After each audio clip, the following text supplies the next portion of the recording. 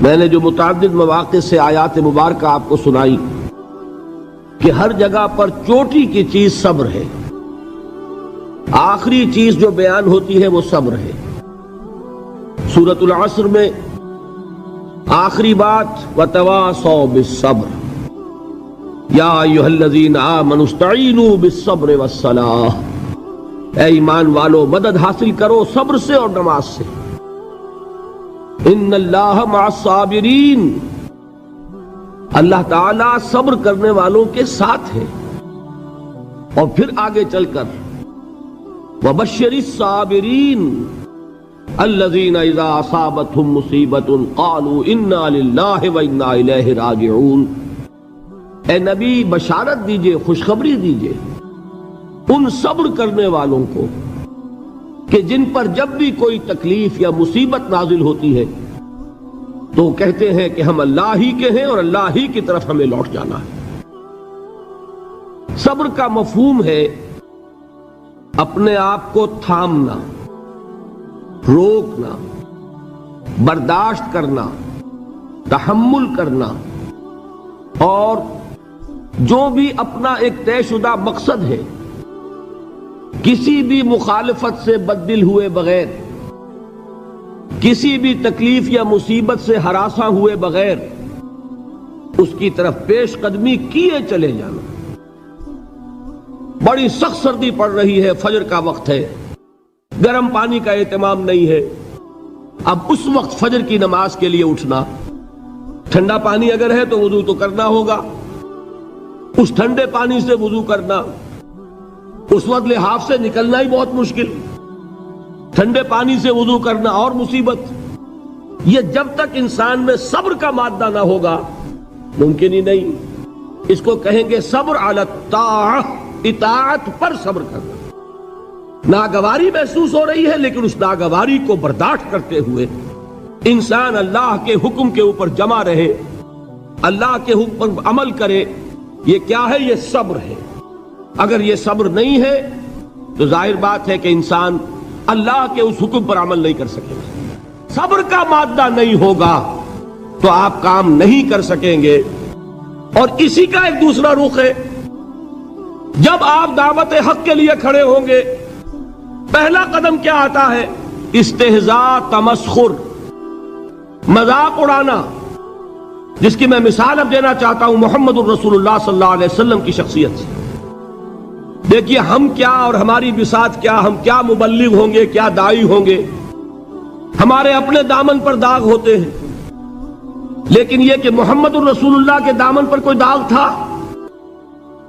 ان کو تو سارے مکے والے الصادق الامین کہتے تھے، نہایت محبوب شخصیت تھے، ان کے لیے تو جا صادق جا الامین یہ الفاظ سننے میں آتے تھے، آنکھوں کا تارا۔ لیکن جب آپ نے دعوت اب شروع کی، اب قرآن مجید میں دیکھیے کسی نے کہا مجنون ہو گئے، دماغ خراب ہو گیا، پاگل ہو گئے، اجی شاعر ہیں، کچھ شعر جوڑ لیتے ہیں ہم پر دھوس جماتے ہیں۔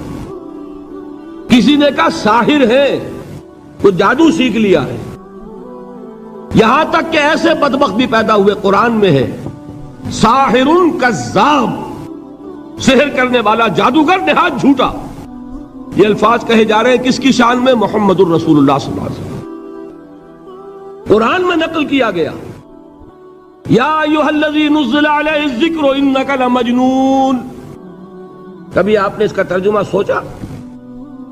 ہے وہ شخص، دیکھیے تصور کیجئے حضور جا رہے ہیں، تشریف لے جا رہے ہیں، کسی دعوت میں ہے، تبلیغ میں، یا ویسے ہی تشریف لے جا رہے ہیں، اور کوئی ایک جمگھٹا ہے لوگوں کا، ادھر سے فقرہ آتا ہے، تیر کی طرح لگتا ہے دل میں جا کر محمد کے صلی اللہ علیہ وسلم۔ اے وہ شخص جس کا یہ خیال ہے کہ اس پر کوئی ذکر نازل ہو رہا ہے، ہمارے خیال میں تو تمہارا دماغ خراب ہو گیا ہے۔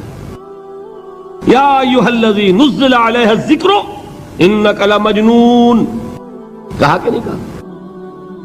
اور یہ نہ سمجھیے کہ حضور صلی اللہ علیہ وسلم کے قلب مبارک کو تکلیف نہیں ہوتی تھی۔ میں قرآن سے ثابت کروں گا، میں کہیں کوئی کہانیاں بیان نہیں کرنا چاہتا۔ قرآن نے کہا ہے وَلَقَدْ نَعْلَمُ انک یضیق صدرک بما یقولون، اے نبی ہمیں خوب معلوم ہے صلی اللہ علیہ وسلم کہ جو کچھ یہ لوگ کہہ رہے ہیں اس سے آپ کا سینہ بھجتا ہے، یہ جو گھٹن ہوتی ہے، صدمہ ہوتا ہے۔ انک یضیق صدرک بما یقولون، ہمیں خوب معلوم ہے کہ جو کچھ یہ باتیں آپ کو سننی پڑ رہی ہیں، یہ کڑوی کسیلی باتیں، یہ جو فقرے چست ہو رہے ہیں، استہزاء ہو رہا ہے، تمسخر ہو رہا ہے۔ سورہ حجر میں ہے، ایک جگہ کھڑے ہوئے لوگ قرآن کا مذاق اڑا رہے ہیں، بھائی فلاں آیت تم لے جانا، فلاں آیت میری ہوگی، اس کے ٹکڑے کر رہے ہیں، اس کے ٹکڑے حصے بکھرے کر کے قیمہ بنا کر ان آیات کا تمسخر اڑا رہے ہیں۔ ایک جگہ قرآن مجیدی میں مذکور ہے کہ فرشتوں کا مذاق اڑ رہا ہے، بھائی یہ دیکھو محمد نے کہا ہے صلی اللہ علیہ وسلم کہ جہنم پر تو کل 19 فرشتے ہیں، علیہا 19 قرآن میں آیت نازل ہوئی۔ ایک پہلوان کہتا بھائی 10 کو تو میں سنبھال لوں گا، باقی 9 کا تم انتظار کر لو۔ یہ باتیں آ رہی ہیں حضور کے کانوں میں، کلام الہی کے ساتھ کیا سلوک ہو رہا ہے، مجھ پر کیا فقرے چست کیے جا رہے ہیں، مجھ پر جس طریقے سے استہزاء اور تمسخر کا رویہ اختیار کیا گیا ہے، دل بھج رہا ہے، دل میں صدمہ ہے۔ دیکھیے سورہ نون ہے، اور میرے نزدیک یہ دوسری وحی ہے جو حضور پر نازل ہوئی ہے، اس کی ابتدائی آیات، نون والقلم وما یسطرون ما انت بنعمت ربک بمجنون وان لک لاجرا غیر ممنون وانک لعلی خلق عظیم فستبصر ویبصرون بأیکم المفتون ان ربک هو یعلم بمن ضل عن سبیلہ وهو اعلم بالمہتدین۔ نون، قسم ہے قلم کی اور جو کچھ یہ لکھتے ہیں۔ اے نبی آپ اپنے رب کی نعمت سے مجنون نہیں ہیں۔ یہ کیوں کہا جا رہا ہے؟ حضور کو جو صدمہ پہنچا ہے وہی نازل ہوئی ہے دل جوئی کے لیے، تسلی کے لیے۔ آپ کیوں برا منا رہے ہیں؟ اے نبی آپ کیوں صدمہ اور رنج اور اندوہ محسوس کر رہے ہیں؟ ان بدبختوں کے کہنے سے کوئی آپ مجنون ہو جائیں گے؟ مانتا بے نعمت رب کا بھی مجنون وَإِنَّ لَكَ لَأَجْرًا غَيْرَ مَمْنُونَ، آپ کو جو یہ صبر کرنا پڑ رہا ہے، آپ کو جو یہ جھیلنا پڑ رہا ہے، اس کی وجہ سے آپ کو وہ اجر ملے گا جس کا سلسلہ کبھی منقطع نہیں ہوگا۔ وَإِنَّكَ لَعَلَىٰ خُلُقٍ عَظِيمٍ، اور اے نبی آپ تو خلق عظیم کے حامل ہیں۔ آپ کا اخلاق، آپ کا کردار، آپ کی سیرت، آپ کی شخصیت میں طہارت، نفاست، پاکیزگی، آج تک دنیا نے کوئی پاگل، کوئی مجنون ایسا بھی دیکھا؟ یہ ساری باتیں اللہ تعالیٰ حضور کی دلجوئی کے لیے فرما رہے ہیں۔ اس سے آپ اندازہ کیجئے کہ کتنا صدمہ ہوتا ہوگا۔ یہی ہے، اس ساری چیز کو جمع کیجئے تو یہ چیز کیا ہے؟ وَاصْبِرْ عَلَىٰ مَا يَقُولُونَ وَاهْجُرْهُمْ هَجْرًا جَمِيلًا، صبر کرو اے نبی، صبر کرو اے محمد صلی اللہ علیہ وسلم، جھیلو اور برداشت کرو اس پر جو یہ کہہ رہے ہیں۔ یریدون لیطفئوا نور اللہ بافواہہم، یہ چاہتے ہیں کہ اللہ کے نور کو اپنے منہ سے بجھا دیں، پھونکے مار کے ہی بس۔ نور خدا ہے کفر کی حرکت پہ خندہ زن، پھونکوں سے یہ چراغ بجھایا نہ جائے گا۔ یریدون لیطفئوا نور اللہ بافواہہم واللہ متم نورہ ولو کرہ الکافرون، یہ چاہتے ہیں کہ اپنے منہ کی پھونکوں سے اللہ کے نور کو بجھا دیں، حالانکہ اللہ تعالیٰ تو اپنے نور کا اتمام فرما کر رہے گا، خواہ ان کافروں کو کتنا ہی ناگوار ہو۔ اس کی ترجمانی ہے نور خدا ہے کفر کی حرکت پہ خندہ زن، پھونکوں سے یہ چراغ بجھایا نہ جائے گا۔ یہی وجہ دیکھیے مکی صورتوں میں خود نبی اکرم صلی اللہ علیہ وسلم کو اتنے مختلف پیرایوں میں صبر کا حکم دیا گیا۔ کچھ مثالیں میں دے چکا ہوں، وَلِرَبِّكَ فَاصْبِرْ، اسی طریقے سے وَاصْبِرْ كَمَا صَبَرَ أُولُو الْعَزْمِ مِنَ الرُّسُلِ، اے نبی صبر کیجئے جیسے کہ صبر کیا ہمارے اولو العزم رسولوں نے۔ وَاصْبِرْ وَمَا صَبْرُكَ إِلَّا بِاللَّهِ، اے نبی صبر کیجئے اور آپ کا صبر تو اللہ ہی کے سہارے ہے۔ وَاصْبِرْ لِحُکْمِ رَبِّكَ، یہ سورہ نون جس کی ابتدائی آیات میں نے آپ کو سنائی، نون والقلم وما یسطرون ما انت بنعمت ربک بمجنون، اس کا اختتام کیا ہوتا ہے؟ وَاصْبِرْ لِحُکْمِ رَبِّكَ وَلَا تَكُنْ كَصَاحِبِ الْحُوتِ اِذْ نَادَىٰ وَهُوَ مَكْظُومٌ، اے نبی صبر کیجئے اپنے رب کے فیصلے کا، انتظار کیجئے اور اس مچھلی والے کے مانند نہ ہو جائیے۔ مچھلی والا کون؟ حضرت یونس علیہ السلام۔ مچھلی والے نے اپنے دینی حمیت اور غیرت جو تھی اس کی وجہ سے اللہ کے حکم کا انتظار نہیں کیا، اپنی قوم کو چھوڑ کر چل دیے۔ نبی کا، رسول کا یہ معاملہ ہوتا ہے، جیسے کہ آپ کو معلوم ہے کوئی افسر ہے کسی حکومت کا، وہ اپنی پلیس آف ڈیوٹی کو نہیں چھوڑ سکتا، he must stick to his place of duty. بڑے افسرز کے لیے تو یہ بہت بہت اہم بات ہے۔ تو اے رسول، جہاں آپ کو ہم نے تعینات کیا ہے آپ وہاں سے ہل نہیں سکتے کہ ذرا مخالفت ہوئی، لوگوں نے فقرے چست کیے اور آپ کہیں اور چل دیے، دفع ہوئیے، یہ بات نہیں سننا چاہتے، میں کسی اور کو سناؤں گا، ہو سکتا ہے نا؟ ہم تو کرتے ہیں نا یہ، اس لیے کہ ہمیں تو اللہ نے کہیں تعینات تو نہیں کیا نا۔ اگر ایک جگہ کے لوگ بات نہیں سنتے، چلو بھائی ہم کہیں اور جائیں گے، وہاں بات سنائیں گے۔ لیکن رسول کا معاملہ ہوتا ہے جو اس کی پلیس آف اپوائنٹمنٹ ہے، he cannot leave his place without the express permission of Allah subhanahu wa ta'ala۔ آپ نے یہ سنا ہوگا، سیرت کی تقاریر میں پڑھا ہوگا کہ مدینے کی طرف ہجرت کی اجازت حضور نے تمام صحابہ کو دے دی، خود منتظر رہے جب تک کہ اللہ کی طرف سے اجازت نہیں آ گئی۔ حضرت ابوبکر پوچھتے رہتے تھے حضور اجازت آ گئی کہ نہیں؟ نہیں ابھی نہیں آئی۔ حضور اذن آ گیا؟ نہیں آیا، ابھی نہیں آیا۔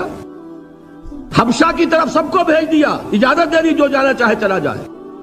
حضور کی صاحبزادی جو حضرت عثمان کے نکاح میں تھی وہ بھی ہجرت کر رہی ہے، لیکن حضور تو نہیں گئے۔ رسول نہیں چھوڑ سکتا اپنی جگہ کو، یہاں تک کہ تمام تقریباً صحابہ چلے گئے، حضور رہ گئے، حضرت ابوبکر رہ گئے، حضرت علی رہ گئے، اور حضرت ابوبکر پوچھ رہے ہیں بار بار اجازت آئی یا نہیں؟ نہیں ابھی نہیں آئی۔ حضرت عائشہ نے واقعہ بیان کیا کہ ایک روز اچانک دوپہر کے وقت ہم نے دیکھا کہ حضور نے اپنے پورے جسم کو ڈھانپا ہوا ہے، چہرے کو بھی کپڑے میں ڈھانکا ہوا ہے اور تشریف لا رہے ہیں۔ یہ اس میں تعجب کی بات یہ کہ عرب میں آج بھی آپ کو معلوم ہے کہ یہ چیز جو ہے ان کی روایات کے خلاف ہے کہ دوپہر کے وقت کوئی کسی سے ملنے جائے۔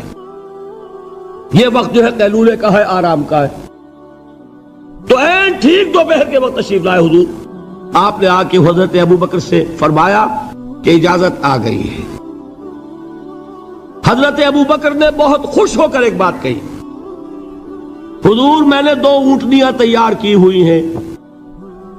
یعنی اب آپ وہ تو سوچتے تھے نا شاباش ملے گی کہ میں نے تیاری کی ہوئی ہے، میں نے 2 اونٹنیوں کو خوب کھلا پلا کے فربا کیا ہوا ہے، بڑی توانا ہے تاکہ ہم تیزی کے ساتھ سفر کر سکیں۔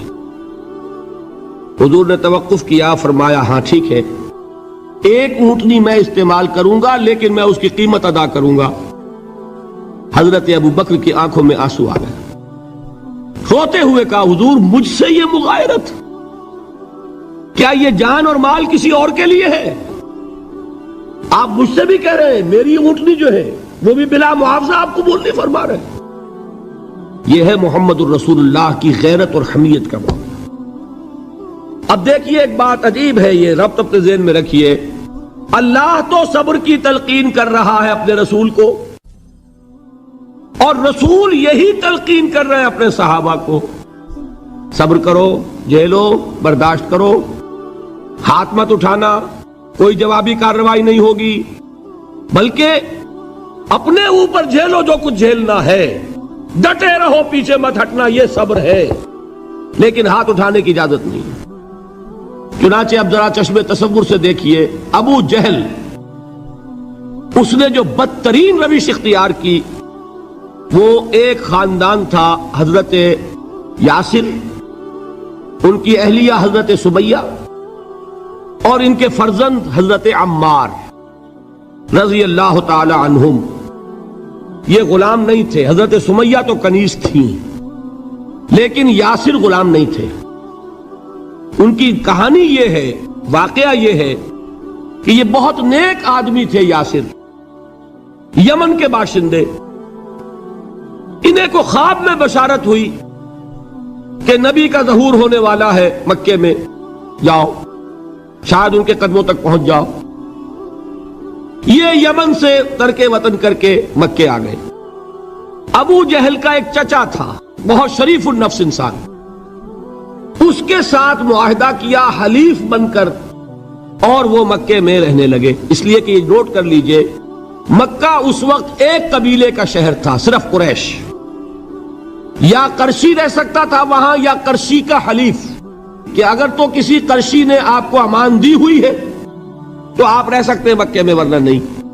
یا تیسرے قرشی کا غلام، غلام تو ملکیت ہی ہے اس کی، جیسے بھیڑ بکری ہے کسی قرشی کی، اسی طرح اس کے غلام ہے۔ یہ تین کیٹیگریز تھی انسانوں کی مکے میں۔ اسی کو نوٹ کیجئے کہ جو بیچارے غلام تھے وہ سب سے زیادہ ستائے گئے، اس لیے کہ غلاموں کے تو حقوق ہی کوئی نہیں تھے۔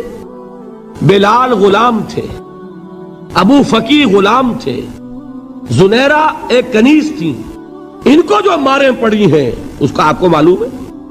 حضرت بلال کے ساتھ جو کچھ امیہ ابن خلف نے کیا، کہ جس طریقے سے کہ حیوانوں کی لاشیں جو ہے کھینچ کر گھسیٹ کر لے جائی جاتی ہیں، ان کی گردن میں رسی ڈال کر گھسیٹتے، اسی طریقے سے حضرت بلال کے گردن میں رسی ڈال کر ٹھیک دوپہر کے وقت مکے کی سنگلاخ گلیوں کے اندر گھسیٹا جاتا تھا۔ نیچے زمین جل رہی ہے توے کی طرح، اور ویسا بھی ہوتا تھا کہ چت لٹا دیا، اوپر سے وہ آگ مکے کا، کہ سورج جو ہے ذرا نوٹ کیجئے، آگ برسا رہا، نیچے زمین توے کی طرح جل رہی ہے، اور ایک بھاری سل بھی لا کر جو ہے سر پر رکھ دی، چھاتی پر رکھ دی گئی ہے کہ آواز نہیں نکل رہی، جھاگ نکل رہے منہ سے، لیکن اس حال میں بھی احد احد احد، ایک ایک اللہ، قل هو اللہ احد، الفاظ نکل رہے۔ یہ ہے وہ صبر، صبر علی الابتلاء، صبر علی الایذاء۔ یہ ابتلاء اور ایذاء پر صبر ہے، جھیلو برداشت کرو، اس توحید پر قائم رہو، محمد کی رسالت کے اقرار کرتے رہو صلی اللہ علیہ وسلم، لیکن ہاتھ نہیں اٹھانا۔ اب میں آپ کو بتا رہا تھا یہ تو غلام تھے، یہ جو تھے یاسر، یہ حلیف تھے، غلام تو نہیں تھے نا۔ البتہ وہ ابو جہل کے چچا کی کنیز تھی یہ سمیہ، انہوں نے اجازت لے کر ان سے نکاح کر لیا، یہ تو کنیز رہیں گی۔ بیٹا جو ہوا وہ بھی ایک طرح سے، جب کنیز زیادہ ہے تو غلام ہو گیا، عمار ابن یاسر۔ وہ جو شخص تھا بہت شریف النفس ابو جہل کا چچا، وہ مر گیا، اب ابو جہل جو ہے اس خاندان کا سربراہ ہے، لہذا یہ تینوں جو افراد ہیں وہ اس کے رحم و کرم پر ہیں۔ یاسر کو بھی پروٹیکشن اگر ہے تو ابو جہل کی ہے، ابو جہل جو چاہے کرے، اور سمیہ تو کنیز ہے ہی، اس کا تو کوئی حق ہے ہی نہیں، جو چاہے کرے، اور عمار ان دونوں کا بیٹا ہے، لہذا بدترین معاملہ کیا ابو جہل نے ان تین افراد کے ساتھ۔ حضرت سمیہ کے ساتھ جو کچھ کیا گیا ہے آپ اس کا تصور نہیں کر سکتے۔ بالآخر جو شہید کیا ہے حضرت سمیہ کو، ایذائیں دے دے کے، سسکا سسکا کے، ان کے جسم کے نازک حصوں کو جلا کے، داغ دے کر، کہتا کیا تھا، ایک دفعہ کہہ دو کہ میرا جو یہ بت ہے یہ بھی الہ ہے، مان لو میں چھوڑ دوں گا۔ تنگ آ گیا، کسی طریقے سے ایک دفعہ کہہ دو پھر میں چھوڑ دوں گا۔ لیکن یہ میاں بیوی حضرت یاسر اور حضرت سمیہ رضی اللہ تعالی عنہما، یہ ہے ثبات، یہ ہے صبر، یہ ہے استقلال، ایک مرتبہ بھی کہنے کے لیے تیار نہیں ہوئے، جو چاہو کر لو، اب ہم تو اس سے پیچھے نہیں ہٹیں گے۔ تنگ آ کر اس نے حضرت سمیہ کی تو شرمگاہ میں برچھا مارا ہے اور شہید کیا۔ حضرت یاسر کے بارے میں ایک روایت یہ ہے، ستا ستا کے، تنگ کر کر کے، آخر کار جو ختم کیا، انہیں شہید کیا کس طرح، 4 سانڈ اونٹ جوان، ان سے رسے باندھے، ایک رسے سے ایک بازو باندھا، دوسرے سے دوسرا بازو باندھا، تیسرے سے ایک ٹانگ باندھی، چوتھے سے دوسری ٹانگ باندھی، اور چاروں کو دوڑایا ہے کہ جسم کے پرخچے ہو گئے۔ اس وقت سامنے سے حضور گزرتے تھے جبکہ آل یاسر کے ساتھ یہ معاملہ ہو رہا ہے، کیا فرماتے تھے، اسبروا یا آل یاسر فإن موعدکم الجنہ، اے یاسر کے گھر والوں صبر کرو، جھیلو، اس لیے کہ تمہارے وعدے کی جگہ جنت ہے۔ اللہ تعالیٰ ادھر آنکھ بند ہوگی ادھر جنت میں تمہارا داخلہ ہو جائے گا۔ یہ ہے تواصوا بالصبر والعصر ان الانسان لفی خسر۔ یہ تواصوا بالصبر پر کون عمل کر رہا ہے؟ محمد الرسول اللہ صلی اللہ علیہ وسلم۔ دے تو بھی محمد کی صداقت کی گواہی۔ یہ صداقت کی گواہی دیتے ہوئے انہوں نے اپنی جانیں دے دی۔ 4 سے لے کر 12 تک 8 برس اس کو کہتے ہیں پرسیکیوشن، فزیکل پرسیکیوشن، تشدد، مار پیٹ، جلانا، دہتے ہوئے انگاروں پر لٹانا، فاقے رکھنا، بھوکے رکھنا، ان کو ڈال دی گئی زنجیریں، گھروں میں بند کر دیا گیا نوجوانوں کو۔ حضرت عثمان کو چچا نے ان کے ایک چٹائی کے اندر لپیٹا اور دھونی دے دی، دم گھٹ رہا ہے، جان نکل رہی ہے۔ حضرت مصعب بن عمیر رضی اللہ تعالی عنہ، وہ نوجوان 200 درہم کا جوڑا ان کا سل کر آتا تھا شام سے تیار ہو کر، لباس معطر ہوتا تھا، جدھر سے نکل گیا پوری گلی جو ہے وہ معطر ہو گئی، انگلیاں اٹھ رہی ہیں، وہ جا رہا ہے مصعب، یہ خوشبو اس کی ہے۔ اس مصعب کے ساتھ کیا سلوک کیا؟ باپ تو مر چکا تھا، ماں نے پالا تھا، دولت بہت چھوڑ کر گیا تھا باپ، لہذا ماں نے بڑے ناز و نام میں پالا، بڑے لاڈ پیار میں، 200 درہم کا جوڑا تیار ہو رہا ہے۔ لیکن یہ کہ آپ کو معلوم ہے عرب کے اس معاشرے میں عورت کی کوئی حیثیت نہیں تھی، ماں کا اختیار نہیں تھا، چچا تھا اب سربراہ خاندان کا۔ چچا نے کہا مصعب اگر تم نے اپنے باپ کا دین چھوڑ دیا ہے تو باپ کی دولت پر بھی تمہارا کوئی حق نہیں ہے، نکل جاؤ گھر سے۔ اس نے یہ سوچا تھا کہ مصعب کے ہوش ٹھکانے آ جائیں گے، دن میں تارے نظر آ جائیں گے، ناز و نام میں پلا ہوا گھر سے نکل کے جائے گا کہاں، یہ سارا نشہ جو ہے توحید کا یہ حیران ہو جائے گا۔ حضرت مصعب کا جواب بالکل برعکس تھا، اچھا ٹھیک ہے چچا جان، میں گھر چھوڑتا ہوں۔ وہی بات جو کبھی کہی تھی ابراہیم نے، باپ نے کیا کہا تھا؟ واجرنی ملیہ، جاؤ چلے جاؤ، دفع ہو جاؤ میری نگاہوں سے۔ حضرت ابراہیم نے کیا جواب دیا تھا؟ سلام علیک ساستغفر لک ربی انہ کان بی حفیہ۔ اچھا ابا جان آپ کا حکم یہی ہے تو میں چلتا ہوں، آپ پر سلامتی ہو، میرا رب مجھ پر بڑا مہربان ہے، میں اس سے آپ کے لیے استغفار کروں گا۔ چل دیے۔ یہی جو ہے حضرت ابراہیمی کی نسل ہے نا قریش۔ آج ابراہیم کے ایک بیٹے کے ساتھ وہی معاملہ ہو رہا ہے، مصعب کے ساتھ، اور مصعب چلنے کے لیے تیار ہو گئے۔ چچا نے سوچا، میں سمجھتا تھا کہ ہوش ٹھکانے آ جائیں گے، یہ تو تیار ہو گیا نکلنے کے لیے۔ غصے میں آ کے اگلی بات کہی، یہ کپڑے جو پہنے ہوئے تم نے یہ بھی اسی مشرک باپ کی کمائی کے ہیں، اتارو ان کو۔ وہی کپڑے اتارے، مادر زاد برہنہ گھر سے نکالے گئے۔ ماں کے پاس پہنچے، ماں نے آنکھوں پر ہاتھ رکھے، مصعب کیا ہوا؟ ماں سے کہتے ہیں کہ ماں میں موحد ہو گیا، اور وہاں سے گئے پھر حضور کی خدمت میں، کپڑے کہیں سے مانگے ہوں گے۔ یہ مصعب ہیں 200 درہم کا جوڑا پہننے والے۔ جب حضور پر مدینے کے 12 افراد ایمان لائے تھے، بیعت عقبہ اولیٰ ہوئی، انہوں نے کہا کہ حضور ہمیں کوئی شخص اپنا ایسا شاگرد دیجئے جو ہمیں قرآن پڑھا سکے۔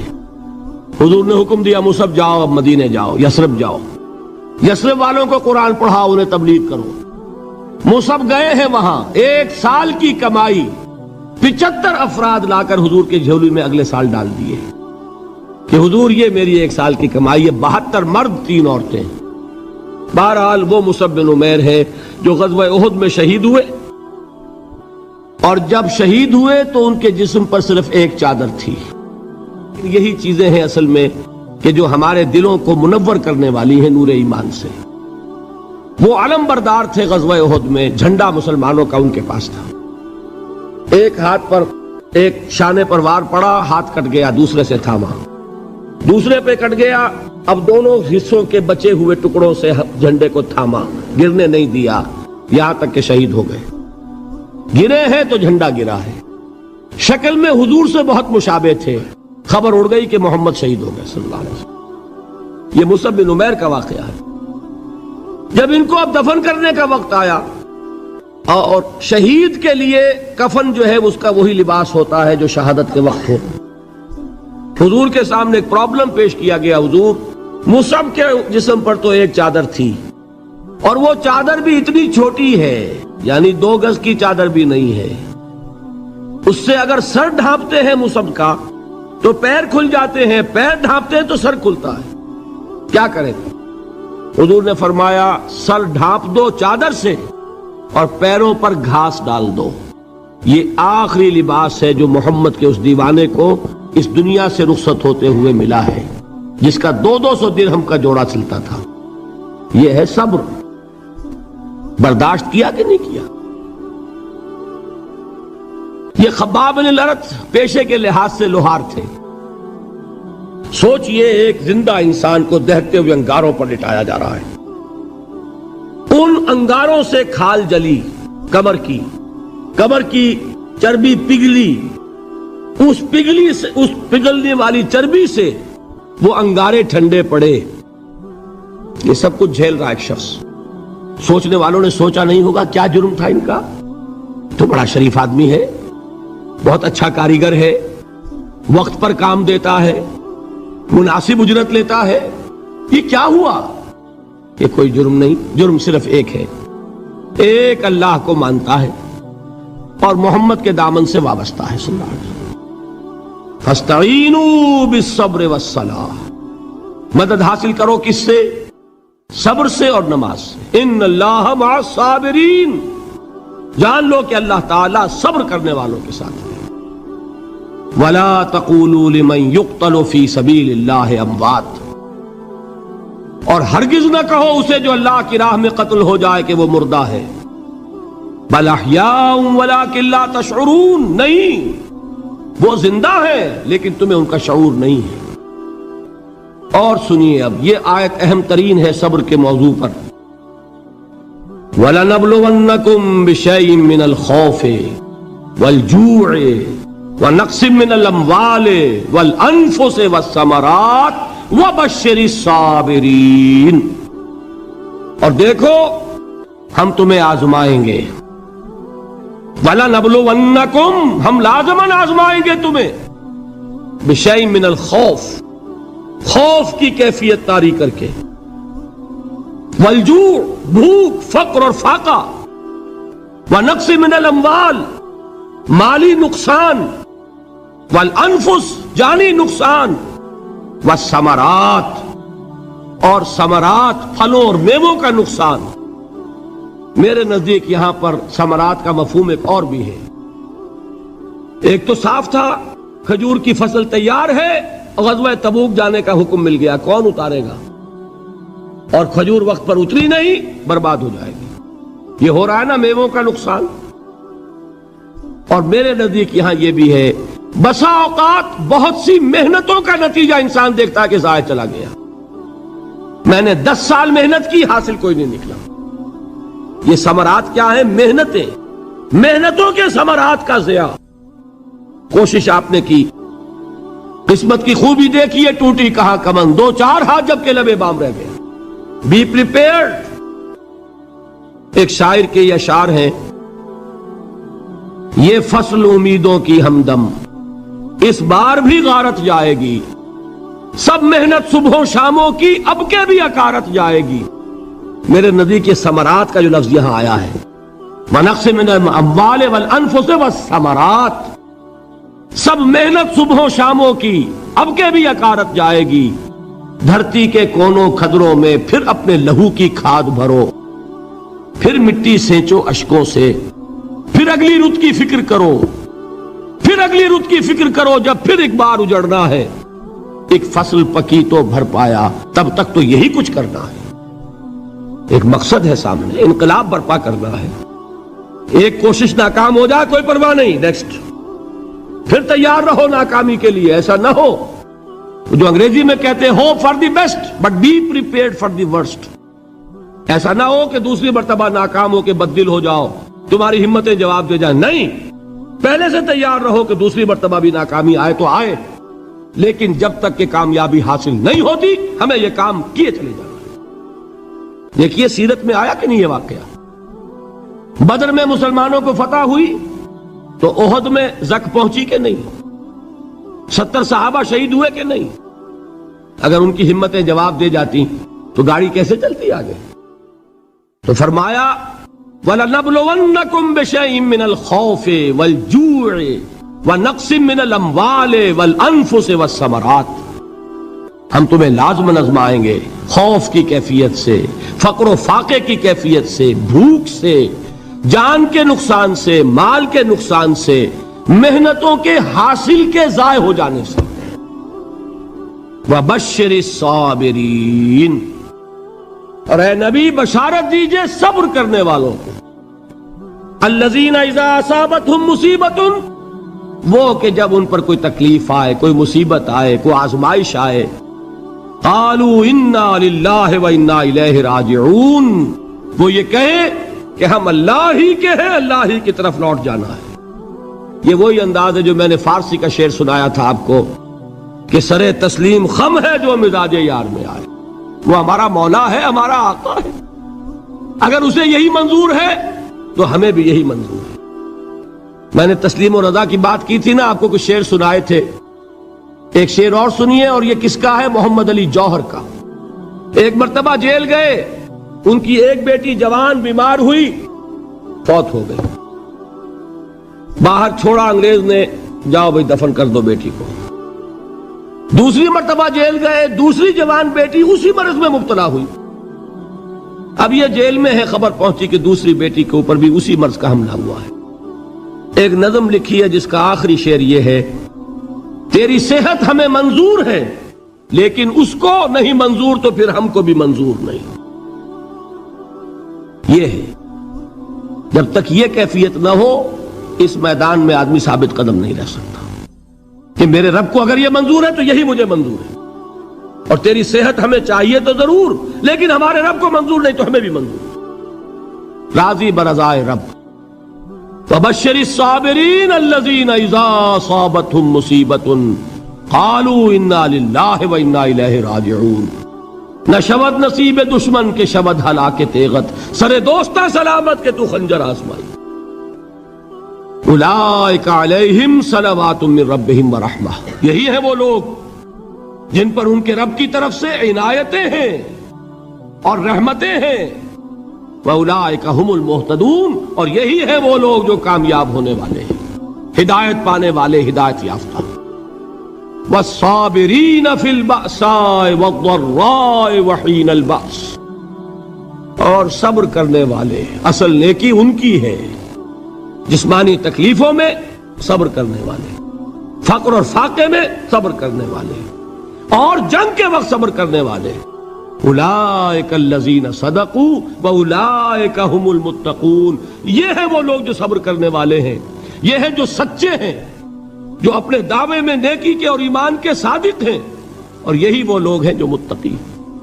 اللہ تعالیٰ نے کیسے کیسے مسلمانوں سے کہا، مسلمانوں تمہیں زک پہنچی ہے تو انہیں بھی تو پہنچی تھی، ان کے 70 نہیں مارے گئے تھے بدر میں، ان کے حوصلے جو ہیں وہ تو پست نہیں ہوئے، وہ اگلے سال آ گئے تم پر چڑھائی کر کے، تم کیوں اتنا برا مان رہے ہو؟